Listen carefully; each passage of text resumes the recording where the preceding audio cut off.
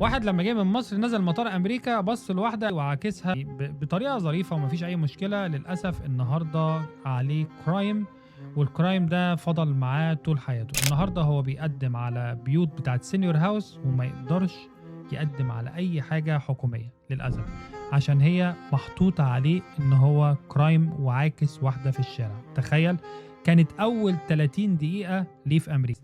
ده يخلّيني أقول لك إن أنت لمّا تيجي من مصر أو تيجي من أي دولة عربية وتقول أنا عايز أسوق بالرخصة الدولية، ليك حافظ على نفسك إن أنت لو عملت حادثة في أمريكا ما فيش هزار في الحوادث، ممكن تموت في ثانية، أو دوست واحد، خبطت واحد، عملت أي حاجة، القصة دي بتفضل معاك. أولًا الinsurance بتاعك بيغلى جدًا، مع إنك أنت معاكش رخصة، بس أنت لمّا تطلّع رخصة أول حاجة هتحصل هيقول لك عشان الرخصة جديدة في أمريكا، الحاجة اللي عليك قبل كده، اوعى تفتكر إن أنت عشان ما كانش معاك رخصة الحاجة دي مش هتروح لك في اللي جاي. أمريكا أول حاجة بتحصل فيها آخر حاجة بتنتهي فيها، يعني هو برضه هتفضل معاك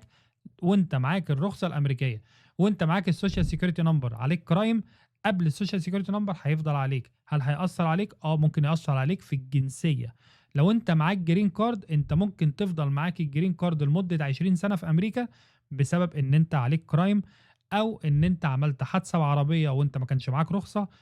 أو عملت over speeding عملت أي حاجة تافهة ممكن تخلّي حياتك تتدمر في أمريكا، ما يقدرش يسكن في الsenior house عشان الcrime اللي عليه أول 30 دقيقة في أمريكا لمّا نزل من المطار.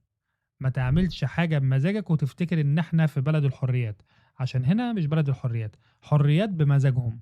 مش بمزاجك، لمّا أنت تقول حرية هم بيحطوك في crime. يالّا سلام.